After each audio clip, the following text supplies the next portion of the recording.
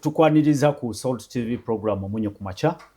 Amanya gange nze Prince Apollo nkubuuza ko nti wasizo otya nyabo wasizo otya sebo alina fencha leero mwebale nnyo okubeerako ku Salt TV okugoberera ebigenda maaso n'okukola emirimu mwebale kukola abali ku mirimu abamaze dde okutuuka ku mirimu abakyali mu ntambula tubaagaliza okutambula obulungi. Twagala okutumirako abatulengera abatugoberera mu bitundu ebyenjawulo abali emitala w'amayanja ne mu ggwanga Uganda mwebale nnyo okubanga mubeerako. Akaseera bwe kanaabeera nga katuuse ojja kusindika obubaka oteese ku miramwa gye tuze nagyo enkya ya leero nga bulijjo okubeera kukubaganya birowoozo okwekkaanya ensonga ezigenda maaso mu ggwanga.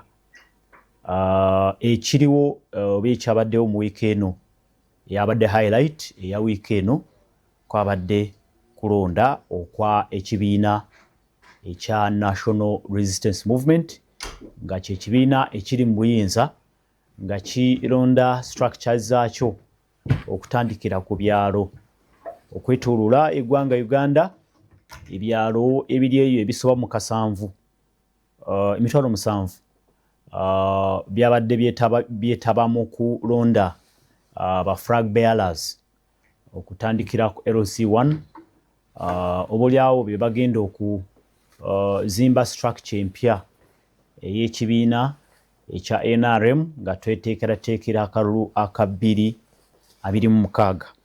Ebyalabise mu kulonda kuno byebyo bya bulijjo bye tumanyi mu kamyufu ka NRM mubaamu okusika omuguwa mubaamu enkokola mubaamu oboolyawo n'ebitundu ebimu okuyiwa omusaayi naye ate ebitundu nabyo ebisinga okulonda kwatambudde bulungi.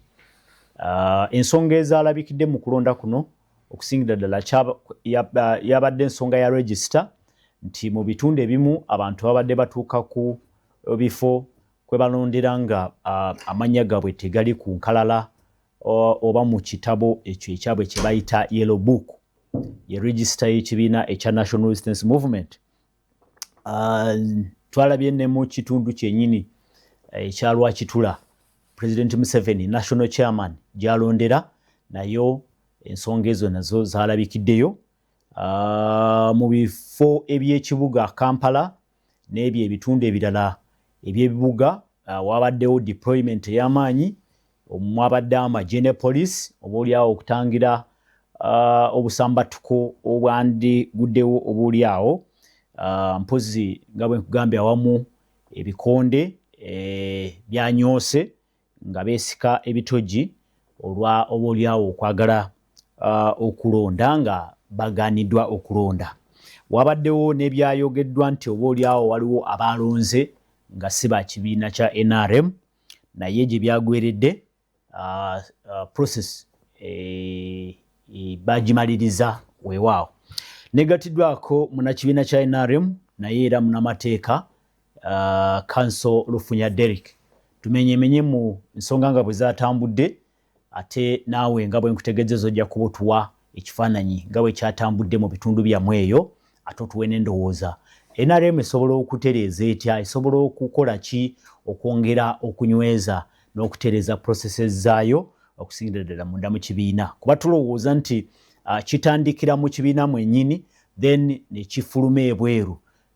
Kye tulaba mu kibiina kituwa ekifaananyi kiki akalulu aka 2026 oboolyawo ekibiina kya NRM bwe kigenda okakwatamu mu nteekateeka eyo.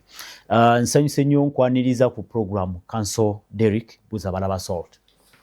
Abalabi ba Salt omunyo ku makya mwenna mu ggwanga lyonna mwebale kubanga muteze programu eno mwebale kubanga mukuumye emirembe era twebaza Mukama Katonda atuwadde obulamu. So Bwana Apollo nange nzikiriza nga tewamu eddoboozi ku nsi yonna ku bannayuganda ne ku Eklezia Katolika olw'okulonda oba okufuna paapa omujja Leo w'okumin'abana. Leo w'okumin'abana era nga Abaroma bwe bagamba habemus papum mweyogeyoge bannaffe era tusaba Katonda aluŋŋamye obukulembeze bwe n'omugigi gwe okulaba nti ayongera okuleeta emirembe obukulembeze bwongera okuleeta emirembe n'okugatta ensi yonna okulaba nti ffenna tubeerawo nga twagalana. Manyi abantu bagenda ne beerabira nti etteeka erisinga obukulu kwagalana, olina okwagala munnoowo wakati w'okuvuganya okubeerawo. Era ne ngatta eddoboozi okuyozaayoza National Resistance Movement, carrying out ekintu ekiri extremely difficult, extremely very very difficult. Abantu balina okitegeera nti okukola akamyufu k'ebyalo 7,12 si kintu kya muniino, si kintu kya kuzannya. Okuba nti right now statistics ne reports eza NRM Electoral Commission batugamba ebyalo 400 byokka bye bitanna registeringa nti akalulu kabaddewo oba mwabadde emivuyo naye ebitannalonda bitanna registeringa vote yaabwe biri 10,000. And I understand nti olwaleero obunaazibira ng'ebyalo ebyo byonna bikoze eki bironze. Nange mwe mulina ekyalo ekyalo mwenva ekyo ekabaawo olwaleero tuddamu okulonda akamyufu kaffe ku kyalo. Era njagaliza bannakabaawo awo mu Lubaga South awo nga Nalukolonga awo nti akalulu kabeere ka mirembe.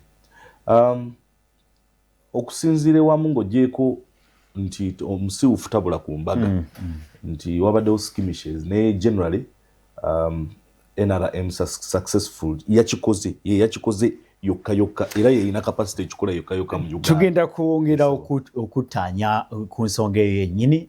Producer wange babanga ayina story gye twarwaninze ku lunaku olwennyini esobola okusooka netuwa ekifaananyi nga bwe byatambudde, then tukome mu studios tulabike nga ate tukubaganya ebirowoozo.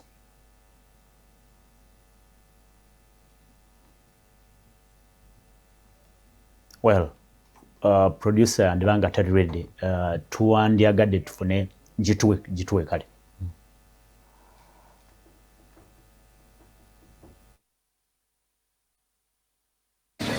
Ssentebe wa NRM President Museveni yetabye mu kalulu ak'okulonda ebifo mu kibiina kya NRM Butereevu ku ssomero lya Rachtura Primary School mu district y'e Kiruhura newankubadde President Museveni talonze. President Museveni olutuuse ku ssomero ne batandikirawo n'okuyita mu nkalala z'abalonzi era akulira ebyokulonda ku kyalo kino Biraro Moses atandise okusoma amannya g'abatuuze okukakasa oba ddala beebo bennyini ab'oku kyalo abaawandisibwa. Tang Odoi akulira akakiiko k'ebyokulonda ategeezezza nti kino bakikola olw'ensonga nti mu nkalala ezimu abawandiisa bawandiika abaana kyokka ne babawa emyaka emikulu nga nabwe kityo okuddamu okwekennenya enkalala. President Museveni naye asomeddwa erinnya lye nga libadde libulako nnamba y'essimu era n'agibasomera nga bwe kibadde ku batuuze abalala. Museveni yowe kakuta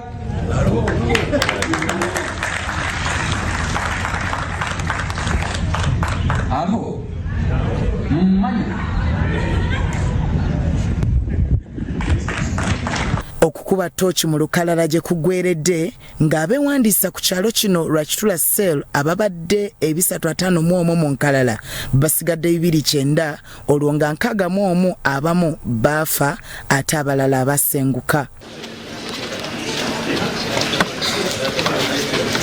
Amangu ddala akulidde ebyokulonda ayisa abasunsulwa ku kifo kya ssentebe wa NRM. Museveni yeebazizza bannarwakitula kosa ne bannayuganda bonna okwetaba mu kalulu k'ebyalo n'akakasa nti obukulembeze obulondeddwa ku byalo 7,12,000 NRM kwetandikira obuwagizi. What we wanted was to confirm the accuracy of the lists we have now.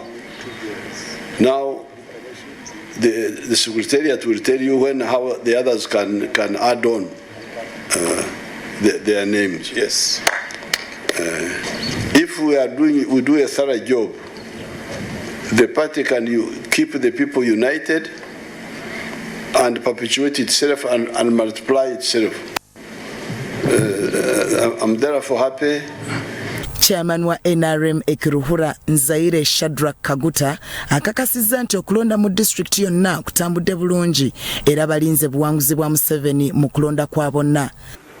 Ne badde nga wa mutuko w'enkuba owapereka kyakasana ekibadde wano ndowooza mukyerabidde mwenna omuntu yazze mu bungi era bwakoze audit mu kitabo kyaffe kya Yellow Book abalala abaafa abaasenguka tusigazamu abantu 291 era 291 bwe bakubira NRM ku seero tulina seero emitwalo 7,12 bw'okubisaamu abantu ate esemba y'abantu abatono tubeera na miliyoni nga 2 z'aba voters abawagizi kati ebibiina ebirala bigenda kugamba tubaba ate tubaba tutya nga sitandikidde ku seero tulinawo obululu 291 Dr. Tang Odoi ayogedde okulonda bwe kutambudde. NRM leaders, this is a call for you to go back home. All members of parliament, this is a call for you to touch base with your local people. Because if you don't, the voters are waiting for you. If you don't go home, the voters are waiting for you, and this is their season. I want to thank the people of this area for having been very organized. We filled almost all positions except 2 for the veterans, and to me, it has been a very successful exercise. Tulonza abantu 31 abakulembeze kuva ku byalo. Naye obuvunaanyizibwa bwe mwereddwa buvunaanyizibwa bw'ommwe tubasaba ng'abakulembeze abakulembera NRM ku byalo bwe kunga abantu 5 buli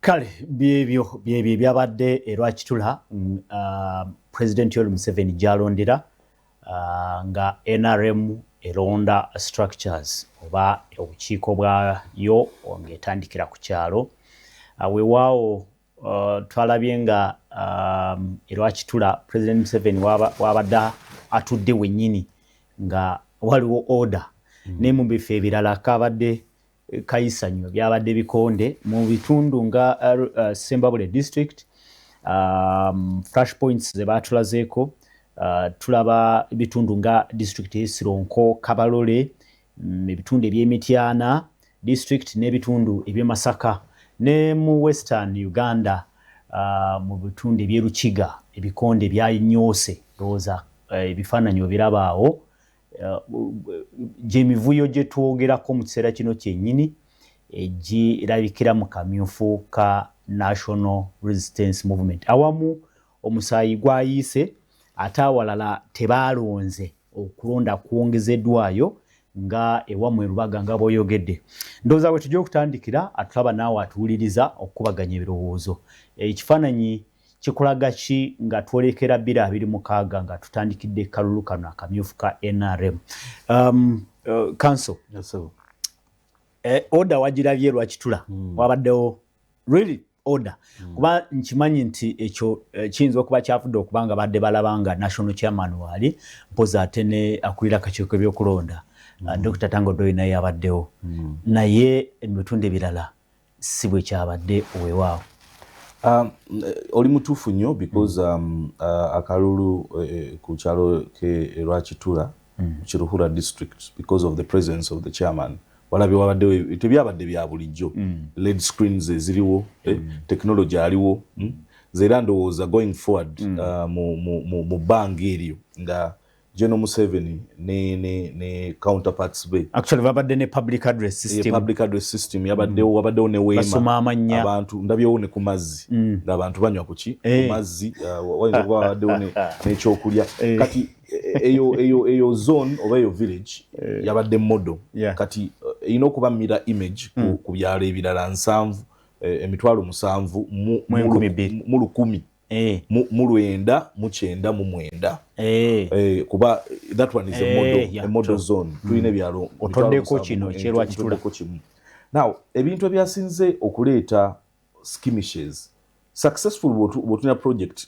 bwotunuulira 2020 and 2025 the problems ezaali mu bumyufu bwe mabega kuba twagezaako kye bayita secret ballot which is ideally is the best system nti kye nalabye ku kyalo ddala ewaffe eno waliwo zone emu gye nalabyeko nga ndaba nti akalulu kano papasi yaako intent yaako abantu tebagitegedde katandise okwawula ebyalo kawula mulirwana ne mulirwana kawula mama ne taata ne kawula abenganda ne kawula abako n'emikwano olw'okusimba mu migongo ideally akalulu konna that's why tulina secret ballot nti akalulu kateekeddwa kuba kya mukama yatukweka omutima for particular reasons kuba singa omutima gwali transparent nga gulaga singa abantu bagenda bakola ki benyigira so I think going forward ekibi kyokka kye nalabye mu kalulu kano ng'ogyeko okuba nti waliwo abakulembeze abatali oriented okumanya what is the purpose y'obukulembeze abatulaba balina okitegeera nti first and foremost akalulu k'NRM ka nyumba first kandi badde consensus okukanya those are the guidelines batuwa nti osobola okutunuulira n'ogamba munno gwe olina kyonsinga waliwo actually ebifo ebimu we bagambye we bayise unopposed and all that ne beetulamu ne baga nti ono the primaries cannot be an election if the primary is an election gwe akyestampinze gwe avuddeyo n'ogamba n'abawangudde ekyalo kyonna ekitundu ky'ekyalo ne kyabuluzibwamu jjukira wano mu Kampala kwadde lunaku lwakkola teyabadde public holiday ng'ekiruhura nti ekyalo kyonna literally kyazzeemu abaafa be baatazze kukola ki kulonda waliwo ebyalo nga balimi bammwanyi nga talaba papasi ejja okukola ky'okusimba naye nga wa NRM n'asigale mu mmwanyi ze okulonda kugende mu maaso you must be careful politically ng'olowooza this win should not be coupled by okukoowoola abo b'owangudde okujja bakolere wamu naki na kuba bayinza okuba bebasinga obungi that's why when independence come statistics zikola ki zikyuka ojja genda ku kyalo ekiriko abantu 8 for instance ng'ekyange ekyekabaawo owangule n'obululu 3 naye ng'obuwanguzi bwe tebwabadde organic ekyalo ekikyo kiriko abantu 8 lwaki tulaba babadde 291 abalonzi kati ekyange kiriko abantu 8 abantu abali ku register bali 353 kabaawo kiriko abantu 8 mu yellow book now owangule n'obululu 4 kitegeeza obululu nga 7 tebazze okuba embuutu ku kyalo oleeta okutematema oleme kuba na mutima ogwo gw'obukulembeze ogw'okulowooza nti nina kugattako kuba tuli better off nga NRM okugattako okusinga okukola ki okwawoza then general election etuuke wabeewo independent akola ki independent sawo kwe bavo olw'obusungu buli bw'osize mu ki obuva mu primaries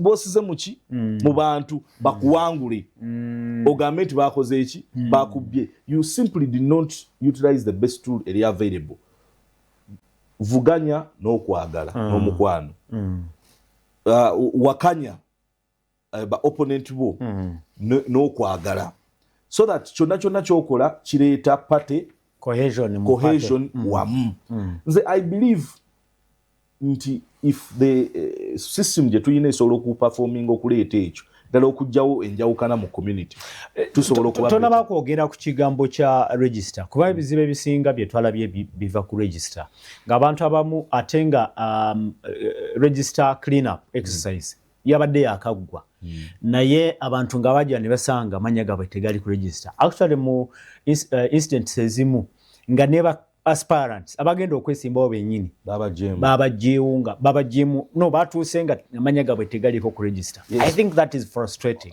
yes there are mulimu ne corrupt tendencies mu ba electoral officials abamu ab'NRM waliwo for instance mutundo wane eyo waliyo contestation omwami Nyaika yagenda okwewandiisa nga publicity w'ekyalo mainstream n'ateekayo gundi what the registers did ne bamuteeka mu bavubuka nga wa myaka 37 nga tali qualifying so okutuuka ku lunaku lw'okwesimbawo ng'ekifo kirimu omuntu ali very unopposed kati that sharp practice abatulaba njagala nkubuulire basobola okuba nga bakikola mu bugenderevu I have monitored at least ku Lubaga South waliwo wendabye ba electoral officials abamu ab'NRM nga bakola ebintu ebyo sharp practice bwe bategeera nti nze ndi politically charged nawe neesimbyewo abanoonyereza either nga banzijjamu nga banteeka mu bavubuka ndi musajja mukulu envizi zino zikoze eki bakuggyemu deliberately bankola ebyekiyaaye ebyobo tebyakola mu kinaana bankola ebyo kati I can assure people that if bwoba oli mukulembeze wa ku kyalo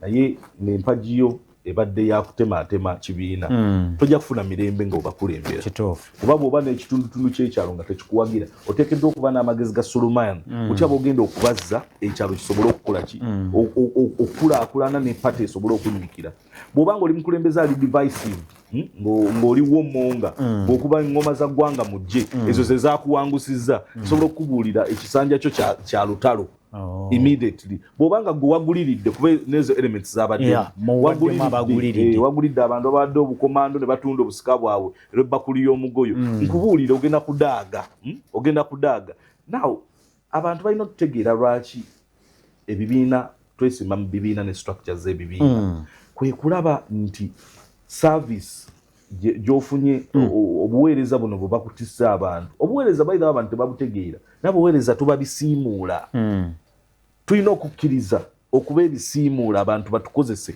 okusobola okukola ki okufadharinga goals zaabwe n'ebintu ebirala so bw'oba tonnategeera why we need leadership tewandabye bantu kwekuba bikondo kuba mu NRM structures temuli sente tekiraze nti ekibiina kya NRM with all the resources available with available human resource nti olumu mubeera ababayambako bangi ogenda okulaba mu kalulu nga kano ba RDCs babadde very active yet oluusi bandibaddeyo ekifo kyabwe office zaabwe tezibakkiriza butereevu okwetaba mu processes bwe ziti n'abalala bwe batyo tolowooza nti mucha NRM ekyayina ekyokukola ekyayina eddimu eddene ery'okukola okutereeza kuba enjawulo teyabadde nene nnyo nga bw'ayogedde ne kye tubadde tulaba mu bumyufu obulala bwonna NRM n'abaagitandika General Museveni ne counterparts be President Chairman of Party alina kyakyogeddeko nti bwe tukola processes bulungi then the party will live to perpetuity nti waliwo obudde bujja okutuuka ekibiina kino kiweebweyo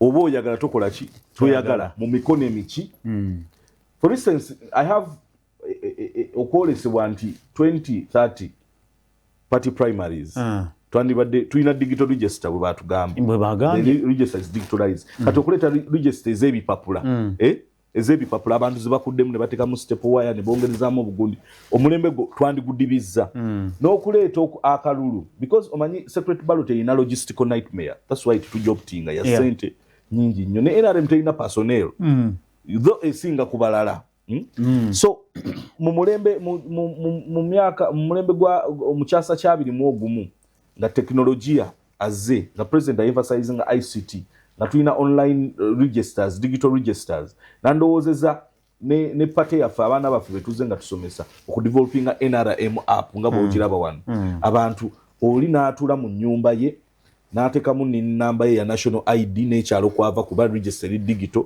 n'alonda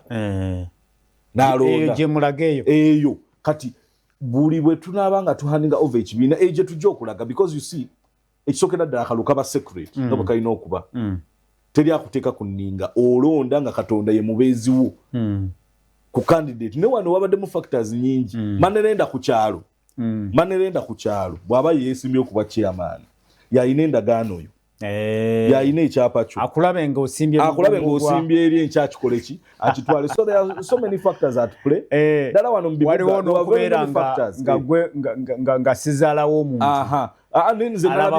nalabyeko ku kyalo nga sezaala mukamwana asimbye ku layini ndala nga sezaala asimbye ku layini ki kati neneebuuza what is going to happen in that family nalabyeko ab'omukwano nalabyeko omukwano nga gukola ki nalabyeko omukulembeze nga ye awujja akasigiri akafaananyi akatambula ku mikutu oba akavidiyo akafaananyi nga omusajja yazirise yagenze mbu okutunula emabega nga n'abafamire ye tebaliiwo ne byadde asuubira nga tewali n'omu nga yayimiridde kumpi ekamulayini n'azirika n'agweri n'azirika so ndowooza oba oliawo kyoyogera ekya secret ballot nti ku mulembe guno bwe tubanga mukyalowooza ku kyokusimba mugongo naye waliwo ensonga ey'okusimba mugongo so tulaba nga ekibiina kyammwe ekyandisetinze pace multi-party politics ono gwe tulimu naye ate kikyayine obaoliawo ebikisomooza bingi nti we mulowoleza ku kusimba mugongo waliwo ekitali kituufu obaoliawo ekyetaaga okutereeza. Okusimba mugongo si ye best system naye mu bubi bwayo ye best system mu Uganda eri available. Naate ku general elections tetukikola. Ate tukikola nkugambye because general election era ne batuteekawo okulonda nga wakusimba mu mugongo mu general elections line eggwanga liyinza okukwata omuliro. Why? Because akalulu kalinga bitundu bya kyama. It must be kept extremely secret.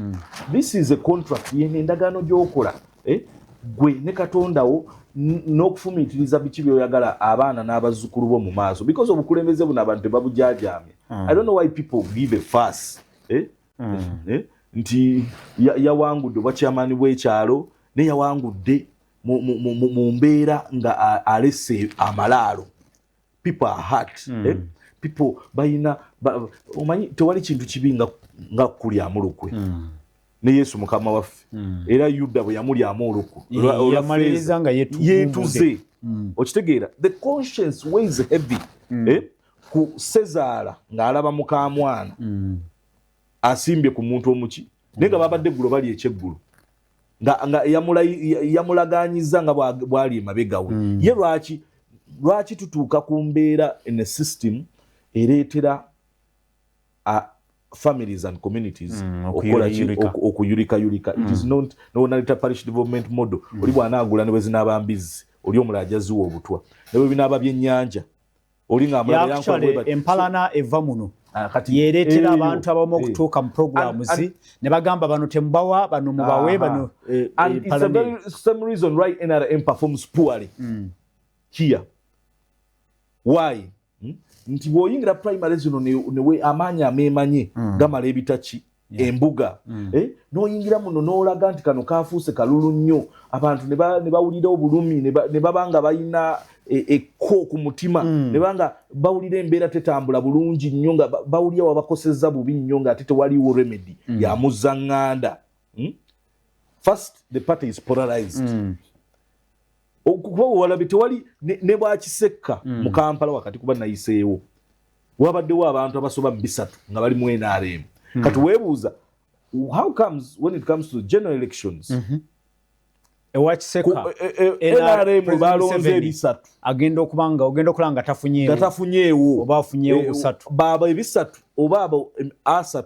In fact fe mu Lubaga South twakoza namba 5 babeerawa in that time of need to such a distress call because of these small divisive issues ezibera n'okuba nti akalulu kalukale ate akalulu kali akaba abakama omulamuzi w'abakama tukaita separate ballot kalinga bitundu bya kyama kateekeddwa kuba kali wakatiiwo omuntu ow'omunda n'oyo gw'olonda ne Katonda kale ojja kutusindikira obubaka ku noti 7 noti 1 6 noti 9 noti 6 twogera ku kalulu oba kamyufu ka ekibiina kya NRM akabadde ku byalo byatambudde bitya bye bigambo bye twogera mu kiseera kino kyennyini basobola okutereeza batya okwewala oba okumalawo emivuyo gino gye tuze tulaba ate egikyaliwo ne mu kiseera kino kyennyini.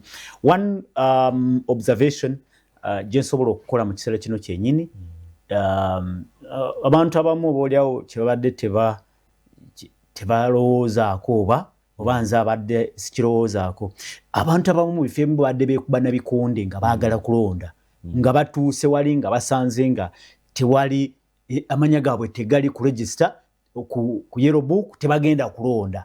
I can't believe it. Ne wano mu bitundu eby'ekibuga Kampala ndowooza babadde mu bitundu eby'eggaba tali mu Makindi side n'alabye abavubuka nga balwana bafiirawo baagala kulonda mu NRM. What does that mean gwe nga munnakibiina? First enkola mbi no ngamba eyo okwagala okwo kwe balaga nga baagala kulonda NRM naye ate wabaddewo enjogerega nti mu NRM wavubuka teyinaamu support. I don't know whether it qualifies. That's not entirely true. Bw'otunuulira district councils ne ba youth abeera ku councils and all that ba youth MPs ojja kusanga the majority of them are controlled by the National Resistance Movement. They subscribe to NRM. Passion here, really, because NRM is the only option. It's the only viable option. If you want political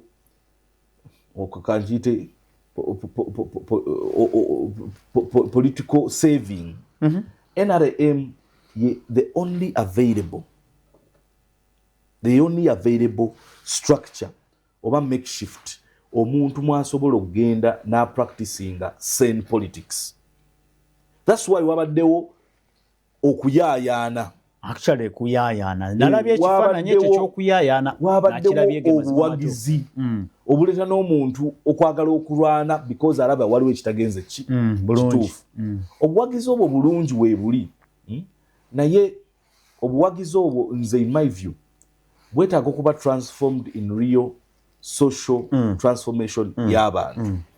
Nga bwe tujjumbira okugenda okulonda akamyufu k'NRM ne wabeerawo ne gundi, kwe kwandibadde okujjumbira okulaba nti tuholdinga abakulembeze tu account, kwe kwandibadde okujjumbira okukola ebintu ebibeezaawo ebitundu byaffe nga bulungi bwansi, kwandibadde okujjumbira obutasaanyawo butonde, obutazimba mu ntobazi, obutanyaga ssente z'amalwaliro, obuzimba enguudo nga bwe tuzikola, okuprotectinga that social economic infrastructure etubeezaawo ng'eggwanga.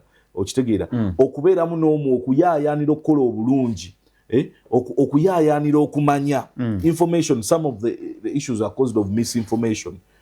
Oli yasayininze ku bavubuka ate bamutadde mu mainstream, yasayininze ku mainstream ate bamutadde mu bavubuka. Information is also very, very key because information is power. Most importantly, abantu balina okutegeera nti buli mukulembeze gwe tumulonda alina okuba n'embala ya Katonda, because mu kutya Katonda amagezi mugakola ki mugatambulira.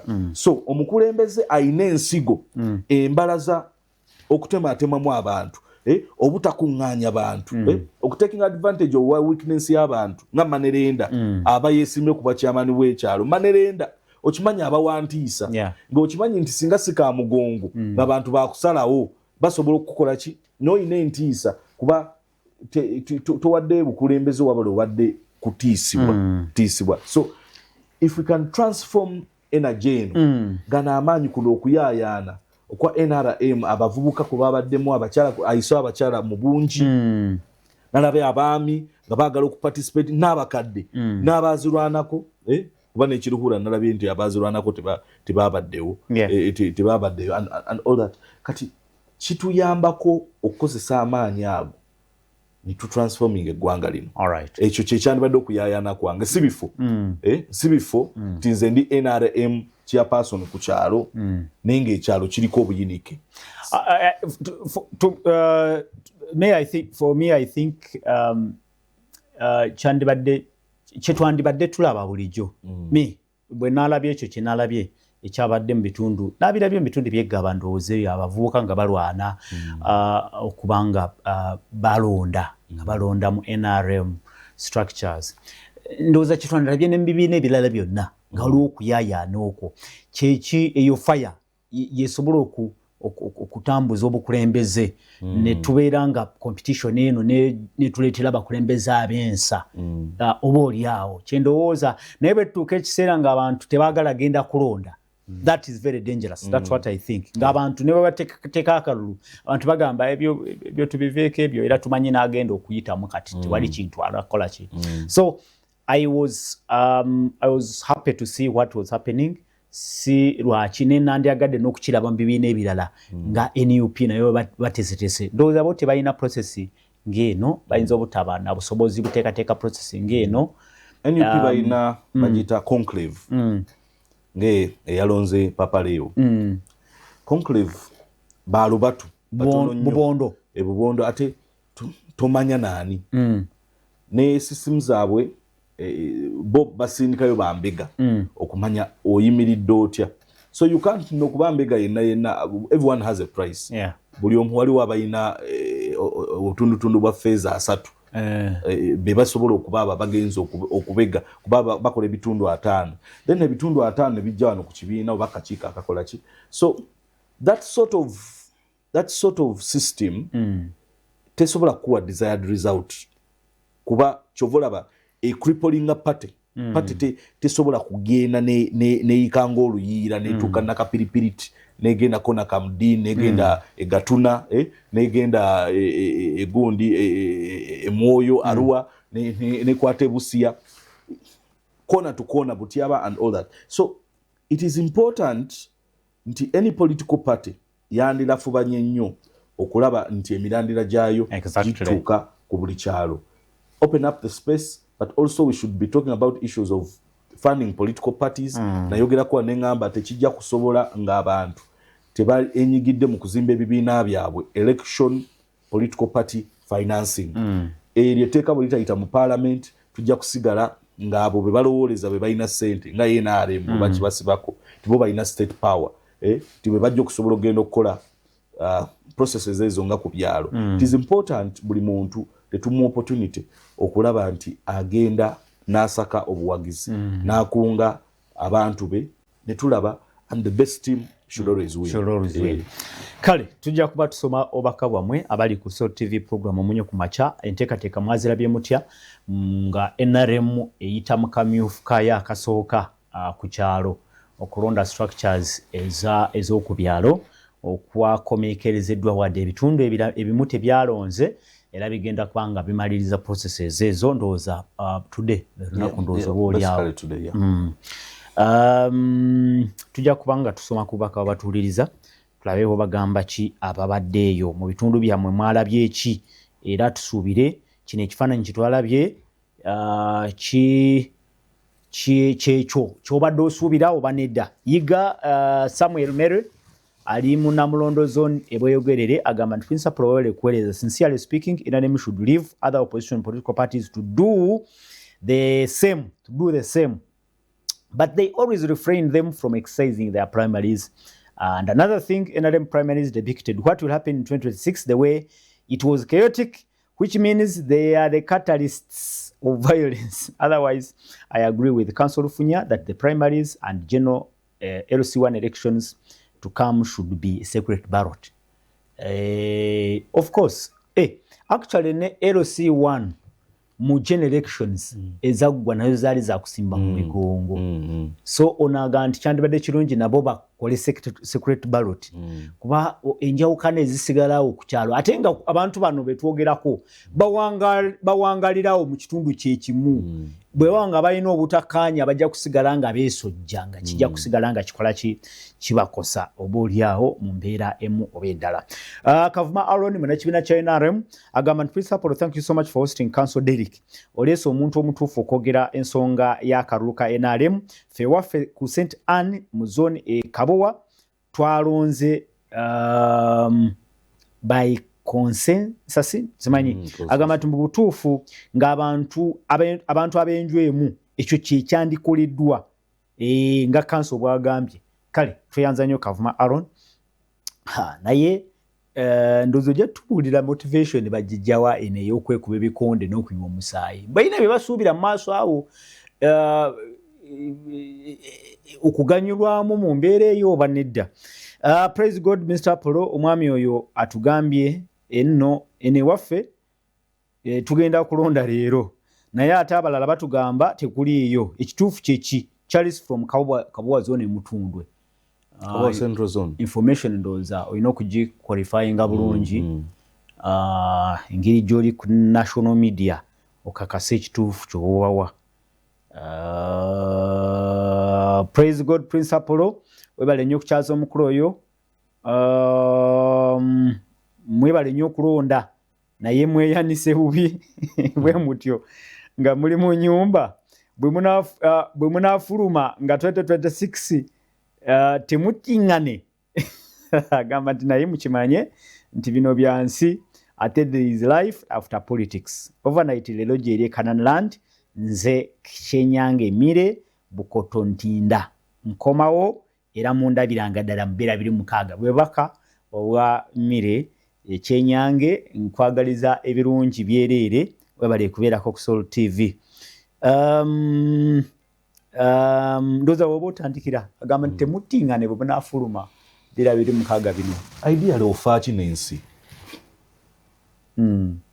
waliwo show gye nabaddeko ng'abantu bagamba tujja kuwangula nenga you see me have been in an election and I've lost an election sirabangako njuba weeganye kuboneka lwakuba lufunya wawanguddwa kaki akalulu oba lufunya wawangudde akalulu it is important obukulembeze bwo bujje nga bulinako ekisa bulinako ne blessing ya Katonda n'obusobozi. You see people do not understand nti bw'ofuna obukulembeze buteekeddwa okufukirirwa even with the resources.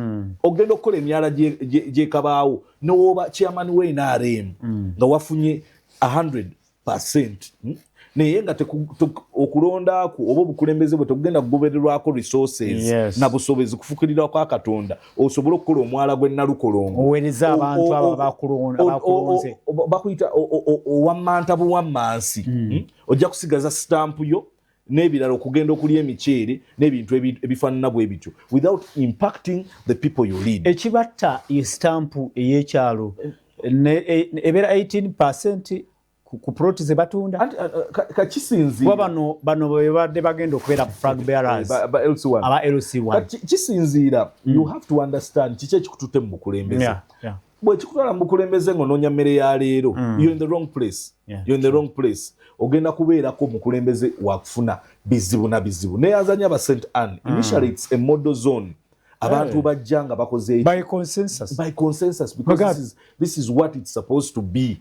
This is what is supposed to be. Buli wolaba obuvuyo n'abantu okweyagaliza ebyabwe ngolowooza oli alina ulterior motives alowooza geragera mu parliament mbayolayo buyozi sente abakulembeza abatula bannabyabufuzi basinga obwavu bebo ababeera ne recommendation zino ez'okukubako stamp buli omu aleeta kuba kibloka mu kyalo ofuneyo ofacilitating obutunzi bw'ebibanja otunde ebibanja by'abamulekwa in the wrong place it will end in tears ng'ennaku zino bakola ki bwe boogera kyemmanyi omukulu omu ayogedde ku clarity on whether Kabowa Central as far as I know nti zone ezigenda okuddamu mu Lubaga South zone ezigenda kuddamu okulonda zitabadde na process waliwo zone ezimu processes nga tezagenze bulungi but unfortunately tunawulira from the secretariat okulaba nti whether they will be put on the list kwaba bagenda okuddamu okulonda but what I can confirm today Kabawo zone eri mu Mutundwe parish egenda kuddamu okulonda kuba kwakalulu tekakolaki tekabalibwa so nabanga aliyo petitions nga zedwedde I think twetaga tugende ku district executive DEC ya Lubaga district NRM okufuna more clarity ne information ku zone chi ezigenda okuddamu okulonda but I can confirm ti Kabawo ebagenda kulonda mwenva kale nange se bannonze sebo kale mwebale kuweereza eno Gomba district waliyo omugaga omu eyalemesezza okulonda okwemirembe ng'agaba ssente mpitirivu ng'ayagala abantu bebboka abantu bebboka be baba bayitamu. Okay. Mbu yatuuse n'okuyitabamu n'abagamba mbu ye akola mu State House ekabula soke wamu ne Maddu LC1. Kale ensonga ezo tetusobola kuzikonfaminga naye obubaka abutusindikidde ye PLU NRM Mobilizer Gomba District ye Manduso ya MK. Kale tweyanza nnyo tweyanzeege abantu abana batuuliriza yenteesa egenda maaso okuteeseganya kubaganya ebirowoozo ku byabadde mu kamyufu ka NRM tuyozaayoza abo basobodde okuba nga bayitamu nga on merit nga bw'oyogedde aba consensus nga toyiye musaayi tolwanye toguliriridde kuba obuweereza ndowooza Mukama akikubalire kiteekwa okuba nga kyekyo bwe kiri I mean bw'ogulirira okugenda okuweereza oba togenda kuweereza wootulimbye oba otusaze ensawo bw'oteeka miliyoni 10 ku kalulu k'ekyalo nze nina ebyalo 69 okitegeeza ogenda kukozesa miliyoni 69 kale for instance ofuuka member of parliament how are you going to make it even kisoboka kitya bona agenda mu parliament era ogenda kwebuzaabuza abamanenda bagenda kukunoonya naawe gwagenda otuleetera bailouts president zeyakoze eki. Praise God. Muzeeyi wange Apollo kale thank you. Nze mbebaza okutuweereza omunnyo gutuukira ddala ewange mu nnyumba. Nze Bernard Bigirimana Kasanda Kiganda. Tweyanze nnyo tweyanzeege Kasanda agamba nti Honorable Bambi tutaase oyogere n'abantu b'e Nalukolongo batukolula omwala Hussein alina teete sebo wulira tonaba kuyingira naye sebo batandise okutikka obuvunanyizibwa. Kudos to you, Ambassador Pro, for fostering intellectual discourse. Your platform shines brighter with each thoughtful discussion. Thanks for the enlightenment. Thank you. Afande nkwagala nnyo kimanyi yasindisa obubaka webale nnyo okubanga kwoli webale nnyo okugoberera tonaba ku kakasa oba waliwo kye tugendamu mu maaso awo yali aŋŋambye nti alina ekifo naye kyatunuulira erudde eyo nkakasa tutandike tulabe nga tukola mu nteekateeka eyo.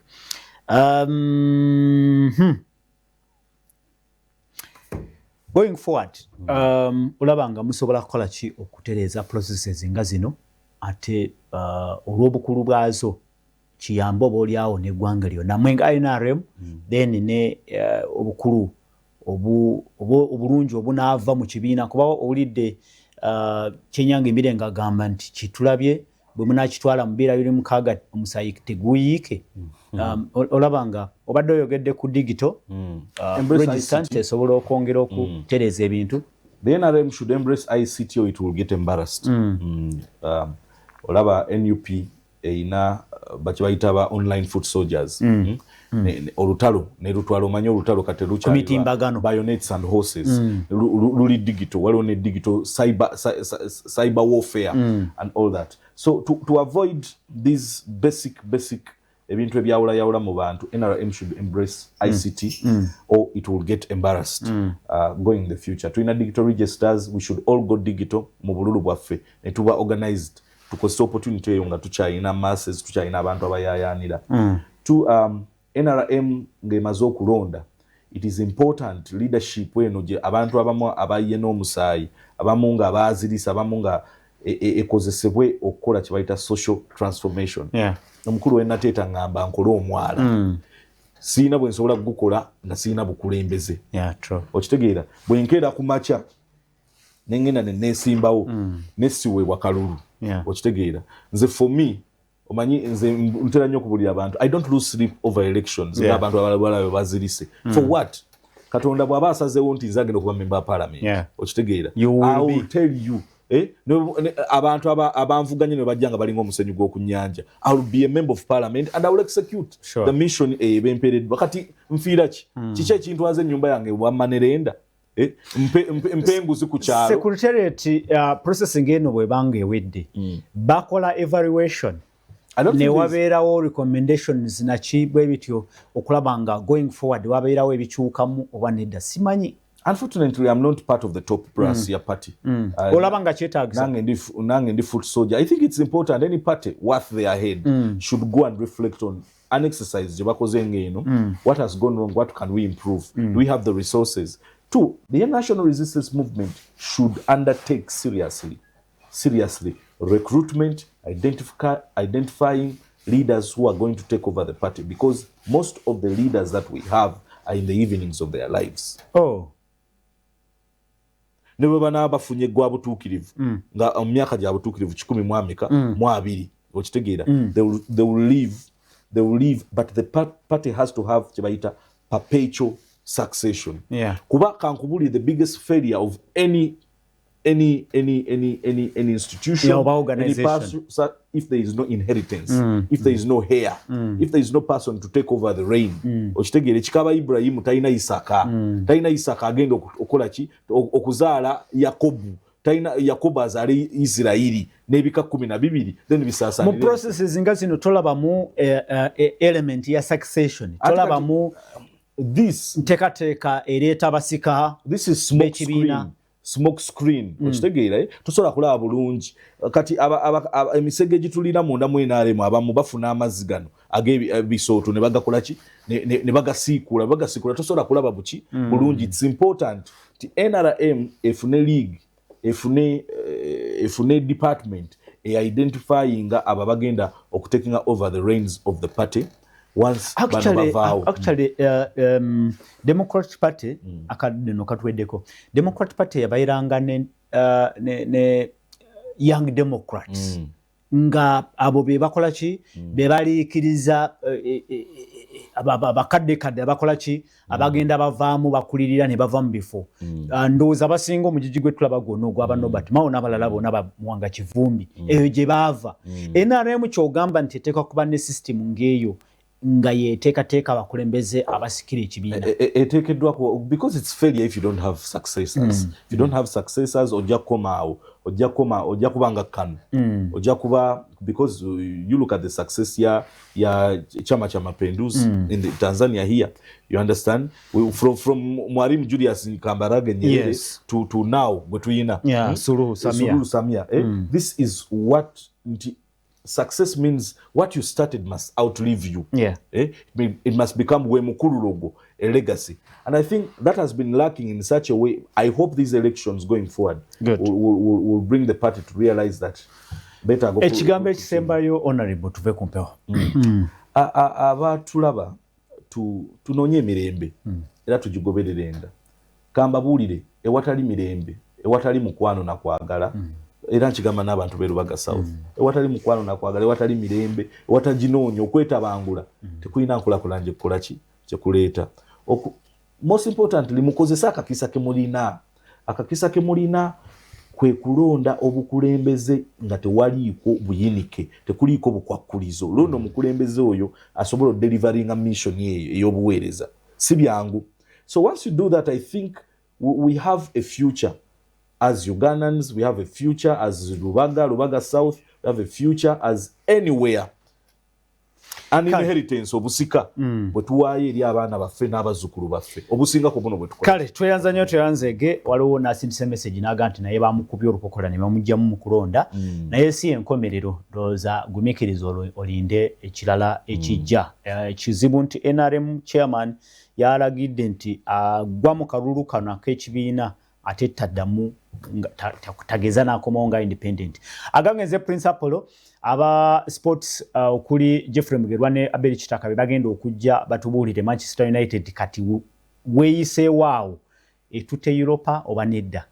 Tugende tukole kyekisinga tetuddemu tukomewo olw'enkya tuli mu the dialogue sawa nyaze ennyini wano in the dialogue tujja kubanga ensonga zino tusongerayo. Musibe bulungi Mukama batukuumire overnight olwaleero eri Canaanland beerayo nange nja kubeerayo. Download the Salt Media app from the Google Play Store and the Apple App Store.